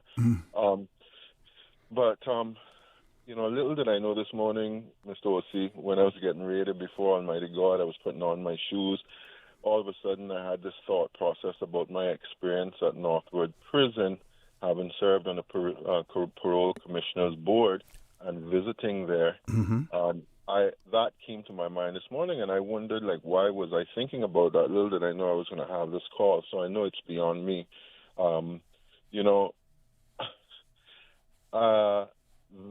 I was appointed to the Parole Commissioner's Board by the governor. That was an interview by the governor, Governor Smith at the time, and I was reappointed by Governor Taylor. And I believe that report that caller is referencing happened during Governor Taylor's time, because I remember him inviting the Parole Commissioner's Board to his house for lunch. And it was as a result of that report, and he wanted to get, I think, our immediate feedback, but we didn't know that that's why he was asking. I think he wanted to get our view on it. And he'd actually set up a tour for us to visit Northwood Prison, and I remember that experience like it was yesterday. I was also working in the civil service, but I was working part-time at night way up at the Moritz in East End. And I remember the Saturday morning, because this was a Friday, we toured that space, Northwood Prison. I got to see the E wing and A wing and B wings. And I remember tears coming down my eyes, reflecting on that experience of walking through there the day before. It was horrifying. It was traumatizing to me just to walk through it. I could not believe, and of course, being a West Bear, I saw so many West Bears in there calling me, and I was calling them. And not only was it extremely hot, and half of them was half naked, because you had to be with your shirts off. There's no way that they could survive at that time. And I think since then they have put in some air-conditioned units, and I don't know if it's on all the blocks. So, caller, why do you think? What's your opinion in relation to why the government hasn't acted on, either Cayman Islands government or the UK government hasn't acted on the recommendations made by the inspectorate? So I'm moving there quickly, but I think it was important to set that, because I wanted people to know that I was a first-hand knowledge in terms of seeing it, and this was not knowing that a report had been done.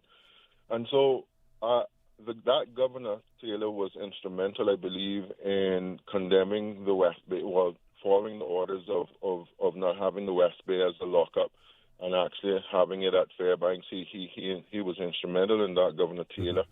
And I believe, I don't know why representatives haven't done anything on it. I don't know if it's as simple as they can't vote, which, by the way, I want to ask you that. Why can't prisoners vote? Why don't we allow it? But let me continue. Yeah, caller, I'm going to interrupt you there, because we're going to go to headline news. We're going to ask you to stay on the line so that you can finish the point that you're making. Just hang in there for me. Folks, top of the hour, headline news. We still have another caller on hold as well. We'll take that caller as soon as we return and finish with the current caller. Please stay tuned. Since 1976. Covering Grand Cayman, Low Cayman, Cayman Brac. One small step for man, one giant leap for mankind. Radio Cayman in the Cayman Islands. From Radio Cayman's newsroom, this is Headlines. The headline news is brought to you by Kirk Market. The Ministry of Youth and the Youth Services Unit have announced the appointment of the Cayman Islands' newest female CARICOM Youth Ambassadors, or CYA, for 2025 through 2027. Ashley Gooden, female CYA, and Danielle Seales, alternate female CYA, have been selected to join the national CYA cohort, which currently consists of 2 male counterparts.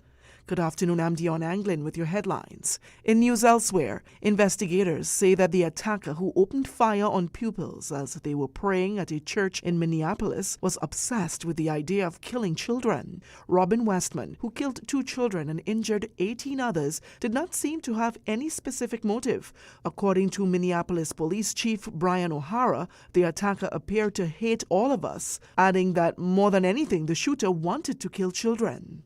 And the U.S. has pulled the plug on a long-running global tariff exemption that has been widely used by buyers of low-cost goods. From today, imports valued at $800 or less will no longer be duty-free and will face tighter customs checks in a move set to affect millions of shipments a day. Last year, almost 1.4 billion packages worth a total of more than $64 billion entered America without being charged duties under a rule, the de minimis exemption, according to U.S. Customs. That's a wrap of your headlines. I'm Dion Anglin. www.radiocayman.gov.ky. Check out our social media pages: Facebook, YouTube, X, formerly Twitter, Radio Cayman Headline News.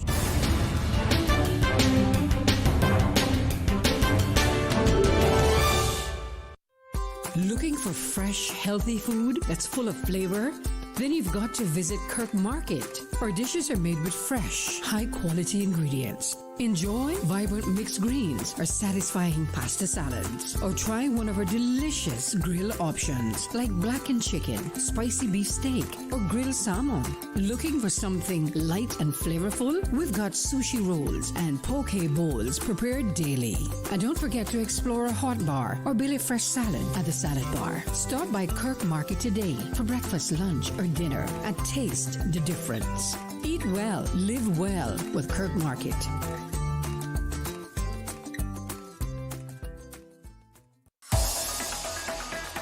Radio Cayman's Talk Today.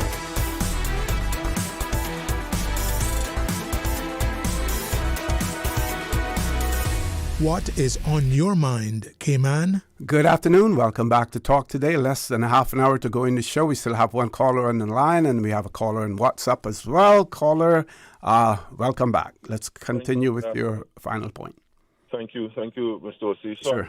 I suppose what I was getting at is that there really is lots of issues at Northwood Prison, and that caller is not wrong. Mm-hmm. And why our representatives, I think, is what you were asking me, have not addressed it. Is I think it's a number of different things, and I think it's people's perception, because having visited Northwood and worked closer with the prisons, and one point in time, as I'd mentioned, when I used to hear people talking about Northwood Prison as a hotel, I would be like, well, you don't want to be in that hotel, I can assure you. Unlike the female prison, we seem to be where we seem to be much more compliant in terms of understanding that these are humans that we're dealing with, regardless of what it is that they have done. Yep. And I believe that there's just a number of things, and they don't understand the magnitude of it. I mean, I remember when I stood in the gap in 2013 for elections, I remember one of the representatives in West Bay saying they'll never visit the prison. And so if you have representatives who have that mindset, who believe that, I don't know, our prisoners are throwaways, is any reasons why things like programs to do with trying to lessen, the recidivism rate in Cayman hasn't been seriously looked at. I know at one point in time we put the prisons under a minister, that was Dr. Frank, and I think he was making some headways in the prison, but in terms of upgrading it and the whole nine, there really needs to be something done. If nothing else, a simple electric trip that allows for all the doors to be open. At one point in time, the government had actually sent the board that I was on to Miami, to Florida, to visit some prisons up there. It was amazing just to see that, just simple things like, as I said, keeping the prisoners somewhat cool, and just all the various services that they provided within those prisons. And we're sorely lacking. We think we just send people up there and just lock them away. That's all we need to do. And this country needs to seriously look at it. We've had a few times now where we've had some fires, and he keeps raising it, and it's true. I just pray that we never have a situation where lots of people pass because we've been careless. And I know last point on that is that you mentioned that the UK government would be responsible. You say that they can legislate on our behalf. Mm-hmm. Well, that is true, but we both know that they don't do it for certainly everyday policy making. That's usually things to do with compromising. If we're in Well. Let me interrupt you there for a second and say, if we look at human rights issues, and if we consider the what the persons at Northwood are going through in terms of their human rights possibly being violated, then yes, the UK is responsible for that because they sign on our behalf any international obligations that we are placed under. Fair, no, and I agree with you. Not that you put the human rights part in it, but generally what I'm speaking is in contravention. If we're in contravention of things that are more international as opposed to local sort of policy considerations, but I get you, and I agree with you on that. The last I want to mention... Very quickly, because we have someone that's been hanging on for quite a while. Sure, it's in regards to the caller that mentioned the whole hiring process to do with the deputy governor. I kind of find it a bit strange because never had this happened before where we're talking about we should have a right to vote and the whole nine. I mean, let's just put it out there. The hiring process of the civil service hasn't changed. The deputy governor post is interviewed. The only post that is interviewed by the governor that I'm aware of, unless you tell me otherwise, usually then it's just the seniors within whatever ministries there is and or there are. And but the deputy governor post is appointed, as you said, by the UK, I think on the recommendation of whoever comes out tops on the panel. So I'm not sure why I think it's only because of that CNS polling thing. I think we in the past, we have heard the announcement of who the deputy governor is. Right. Very seldom have we heard an announcement being made that the deputy governor is going to be retiring as of in the following year, and that is what has generated this conversation. I think that's a good one. Caller, I'm going to ask you to leave us there. I will try to touch on the whole issue of prisoners not being able to vote, and just to say basically that once you are convicted and you are incarcerated, then you basically lose some of the freedoms that you have acquired that you normally would enjoy, as a citizen. Of course, there are arguments now that are being proffered in relation to that, and to say that while those persons are incarcerated, they still have rights. And, one of those things may have to do with prison conditions, as well. And why shouldn't they have a say in that? So there are arguments both ways, but that's a topic for a different day. Let's grab the WhatsApp caller. Caller, good afternoon. Welcome to Talk Today. Good afternoon, OC. Hey, good afternoon. Good afternoon. Got to give you an extra few minutes since we kept you waiting so long. Oh, you are so kind. I will always hold on. It's always a privilege to be able to get through and also to listen to some of the other callers. Certainly. OC, while everybody is waiting for the big immigration bill, it seems that the biggest discussion is the appointment of the deputy governor. So I thought I think I did engage you and Dr. Steve just a little bit last week, but I think I talked a little more in more detail with Charles Glidden. So I just want to sort of share a little bit of what I shared with him. Okay. You see, well, first of all, Deputy Governor, I think, has done very well. We have not always agreed with him as people, but you have to take that to one side and say, how well has he done? He has done well as a Deputy Governor. He's a fine individual. I mean, even after I left government, OC, if I send an email to Mr. Manderson, he will respond. Mm-hmm. So you have to give it to the man and wish him well in his retirement. Now, about appointment of the Deputy Governor, I really think that although we can't change the way the final appointing authority, that has to be Her Majesty's government, because that's one of the trappings of being an overseas territory. Mm-hmm. But maybe we can look at some of the details. I'm now inclining to the thought that perhaps he or she should be appointed by the Legislative Assembly, recommended to Her Majesty's government, who makes the appointment. And also the removal as well, if they have to be removed for any reason, the removal also should be subject to the first recommendation, approval of the Legislative Assembly, and then with recommendation to Her Majesty's government. I think that will better reflect the international obligations of the UK government, because you remember under Article 73 of the UN Charter, the interests of the inhabitants of the overseas territories are paramount over the interests of the UK.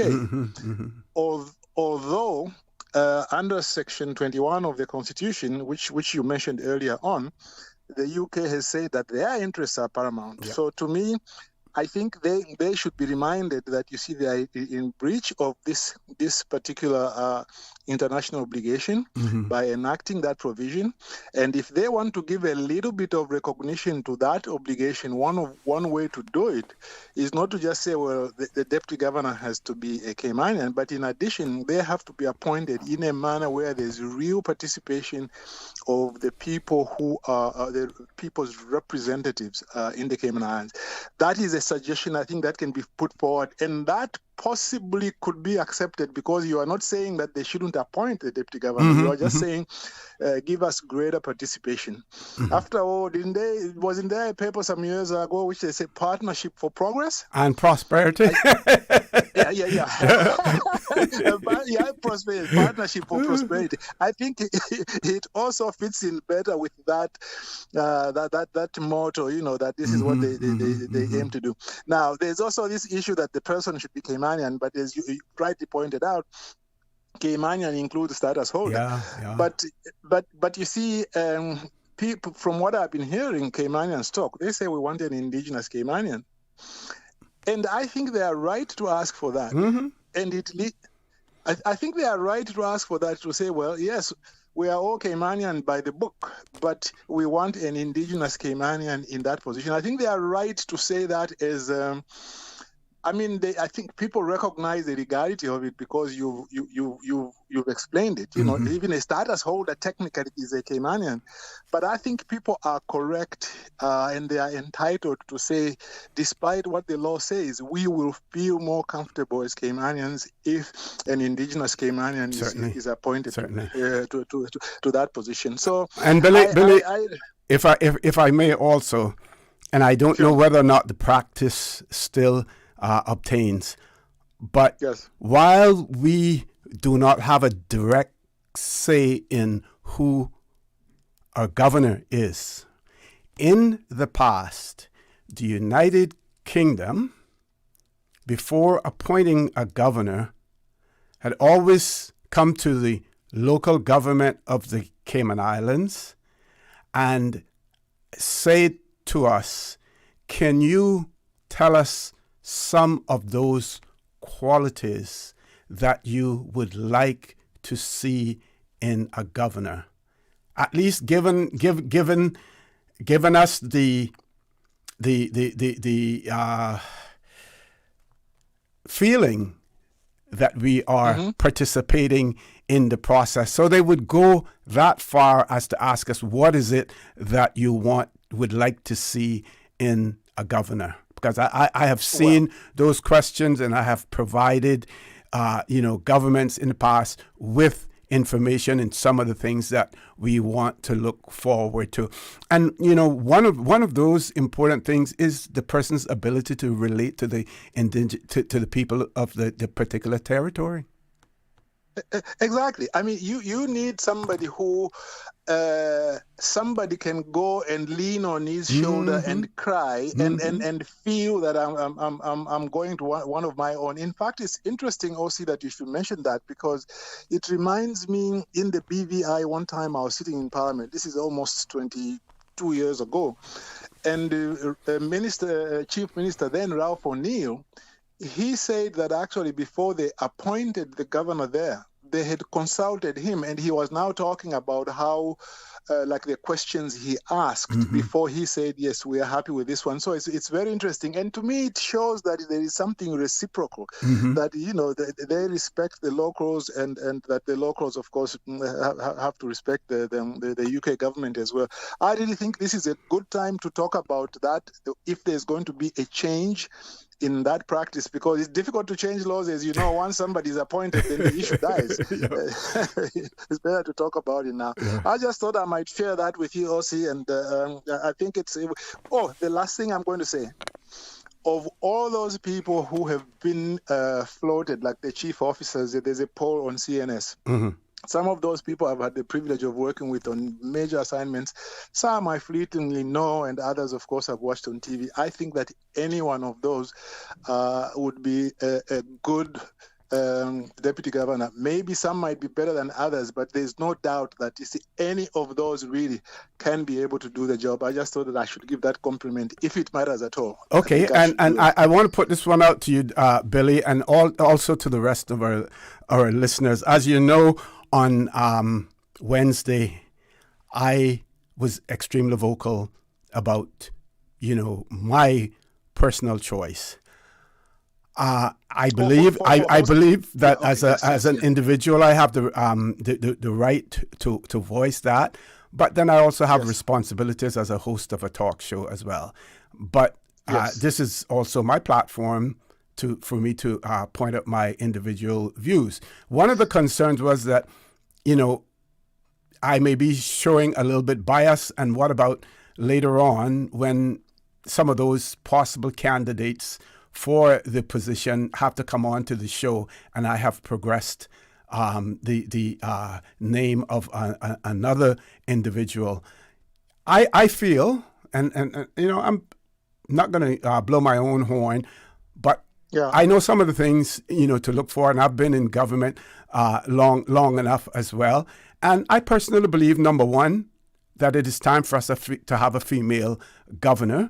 And number two, that the person that I spoke of, Miss Gloria Markfield Nixon, is well qualified and possibly the most qualified female, or if she were male, for that position, you know, as well. Now, some people have expressed their concerns as to my impartiality, you know, with that. And I just want to point out that those are my personal views. And, you know, while I may be making... Yeah, go ahead. Yeah, and also you are entitled to those views. It's not as if you hold a formal position where you might be able to influence it. Like, for example, if at the moment, for example, the deputy governor himself or the premier or one of those other people came out and expressed preference for her, that would be a problem, because they do have a certain specific powers in relation to that, formal or informal. But you are just expressing a view, and I think your duty on the show, as much as you are a moderator, you are also entitled to your own views, and I think that is quite all right. And by the way, I think that is the front runner. My suspicion is that France supports her as well. And if she's appointed, it won't be because she's a woman. It's because she can do the job. Yeah, exactly. Thank you. Thank you very much, Billy. Have a great weekend. Please stay safe as well. Last commercial break, folks. Please stay tuned for the record. Talk Today. We'll be back shortly. Shipping to the Cayman Islands is fast, reliable, and seamless thanks to Cayman Airways Cargo. Need it faster than ocean freight? Cayman Airways Cargo offers multiple cargo flights to Grand Cayman from Miami weekly, so your packages, whether big, small, or in between, will arrive in no time. You can even use a Cayman Airways Cargo US address for your online shopping. Cayman Airways Cargo is also the only carrier providing air freight services for Cayman Brac and Little Cayman. Contact us today and see why Cayman Airways Cargo was voted as Cayman's best cargo and logistics company in the Best of Cayman Awards. For details, visit caymanairways.com/cargo. Hungry? Need Subway any time of the day? Yeah. We've got you covered. Subway at Anderson Square, Centennial Towers, and Countryside Shopping Village is open 24/7, serving up fresh, delicious subs anytime you need them. And for your weekend cravings, West Shore Center is also open 24 hours on Friday nights and until 1 a.m. on Saturdays, because it's never too late for a great meal. Skip the line and order ahead with the Subway Cayman Islands app, or get your favorites delivered straight to your door with Bento and Let's Eat. Fresh, fast, and always here when you need us. Subway. Eat fresh. Did you know that Doctors Hospital provides urgent care services 24 hours a day, 7 days a week? And Doctors Hospital's urgent care physicians have access to the most advanced MRI and CT imaging in the Caribbean, providing reliable diagnostics when you need it most. When you need quality urgent care for an illness or injury, Doctors Hospital is here for you 24/7. Whether it's a migraine, chest or abdominal pain, shortness of breath, broken bones, or another urgent need, Doctors Hospital at the top of Walker's Road. Urgent care right now. Freedom, Cayman Brac. Freedom, Little Cayman. Soft breezes, blue waters, no traffic. Unwind and rejuvenate your mind, body, and soul. Sister Island Staycations, a taste of freedom. Discover all that our sister islands have to offer. Hey folks, thanks for your patience. We'll be taking off very shortly. Should be wheels up in about 40 minutes. And due to a bumpy ride, snacks and beverage service has been suspended. AC has given us some trouble. Sorry folks. And Wi-Fi is out. And so is the entertainment. Yeah, I'm sorry about the smell folks. We are aware. I know. Just one more quick note. We are going to have to deplane. Come on! We're like the plane ride that isn't a nightmare. CG Britgay. Good like that. We are now in the hurricane season, and to survive a hurricane, you need to be informed. If you have been informed by official sources that a hurricane is approaching the Cayman Islands, and you live in a low-lying area that is prone to flooding or near the beaches, which may be swept by high tides or storm waves, please seek a safe place and high ground. If the only way for you to get to a safe place is a road that is also likely to be flooded during a storm, please leave home early. Don't run the risk of being stranded. This has been a public service announcement from your community station, Radio Cayman.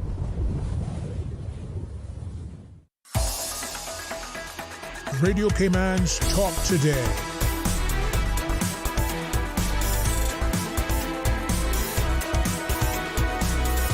What is on your mind, Cayman?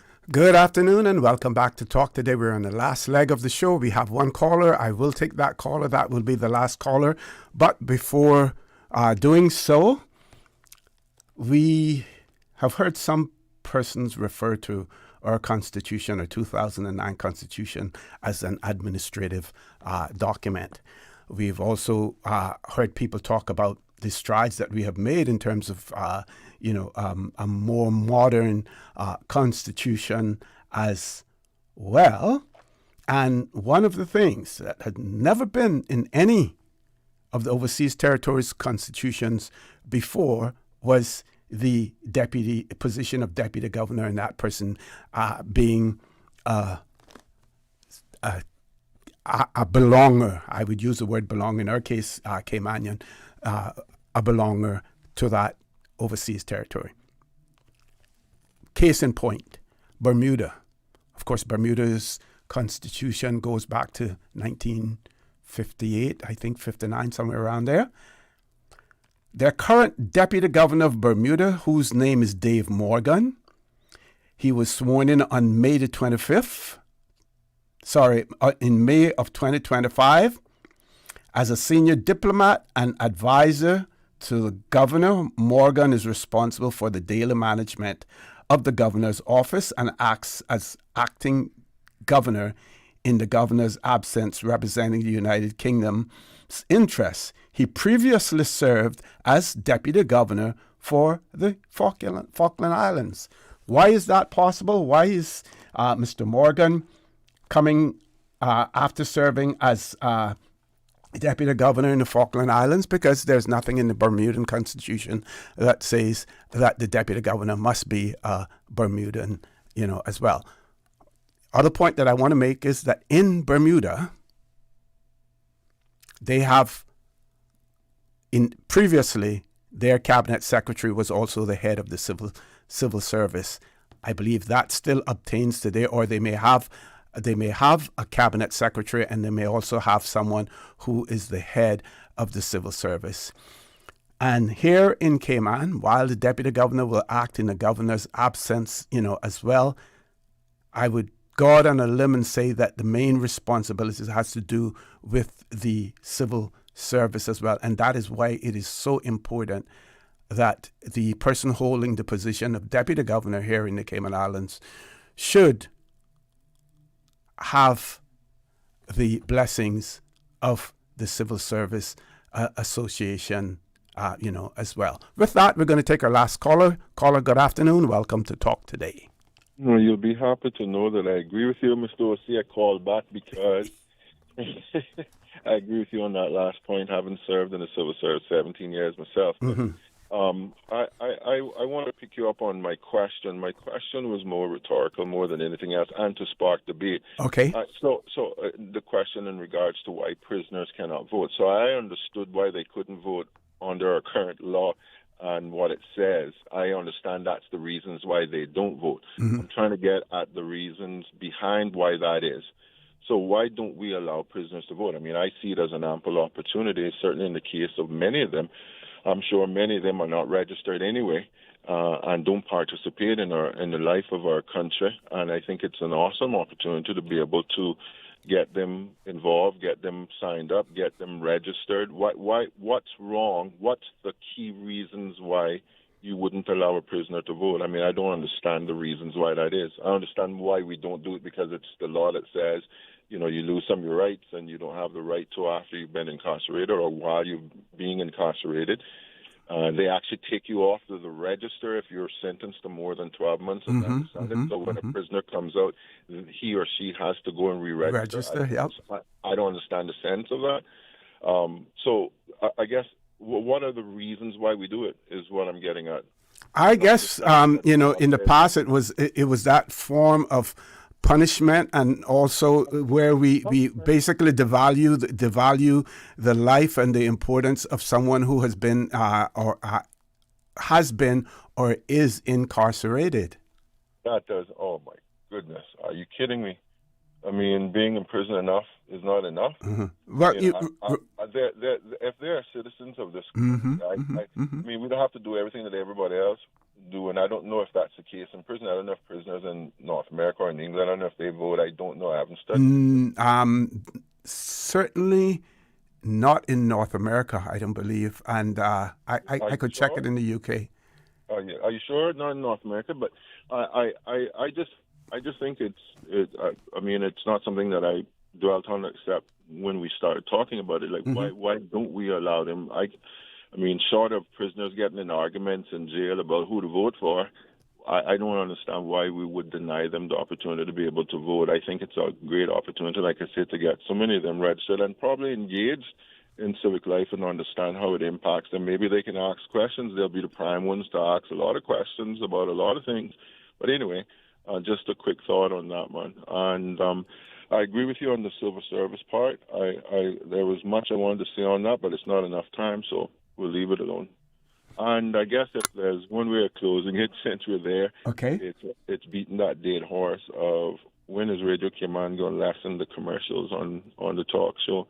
The other day I was thinking about this, Mr. O.C., and I'm going to keep bringing it up for a reason, because it's not being listened to. But do you know a good way to test whether you have too many commercials? And I've done it ample times now. If you get in your car and you're driving and you know the talk show is on, if you turn the radio on to the talk show and the commercial is on instead of talking, I can't tell you the numerous times I've tested that, and it was on commercial rather than the talk show itself, and I'd be like, wow, the percentage of times for commercials or otherwise is higher than the time that you allow for talking. That's pretty sad. All right, thanks. Okay, before you go, I Googled very quickly about voting in the U.S., and it says the Supreme Court says that people held in jails who are legally innocent, which is the equivalent to what we have here if you're on remand because you haven't been found guilty of any offense yet. So you're legally innocent, or presumed innocent until found guilty, right? Have a right to vote. In reality, that's often impossible. So the logistics sometimes, speak to the difficulties, as well, going into a prison to allow persons to vote as well. Caller, thank you. Would be less of a problem for us given our size, but thank you. Thank you for that. Okay, thank you very much. Have a great weekend as well. One more WhatsApp that I can share before we go. Good afternoon. The person writes, with so many hotels being built and currently operating on island to accommodate guests, Should some of these hotels also consider providing housing accommodation for their staff? Good question. This would help ease the strain on the wider community. After all, accommodation is considered an important part of employment. Many workers are left vulnerable to exploitation by some landlords. The rental market has become a free-for-all where landlords can increase rent whenever they want, collect deposits, but often fail to return them, even when tenants leave the property in good condition. Good point, and maybe that could be another bargaining chip for Minister Miles in relation to the Tourism and Hotel Association's involvement. The hotels going to be one of the largest employers on island, especially when we have 2 more hotels come on stream. What are they doing? How are they contributing to housing for their employers? Good way to leave that rhetorical question hanging for you for the weekend. I welcome you to join me on Monday for the Record. I say to you, have a great weekend. Please stay safe. And as usual, we ask the good Lord to continue to bless these 3 beautiful, wonderful Cayman Islands. Talk Today is brought to you by Subway, open 24 hours in Countryside, Anderson Square in Georgetown, and Centennial Towers in West Bay. And by the Ministry of District Administration. Explore your history, explore your land, explore your sister islands. And Cayman Airways. Call them on 949-2311 to book your nonstop flights to Los Angeles and Panama. And Doctors Hospital. Peace of mind is important when life happens.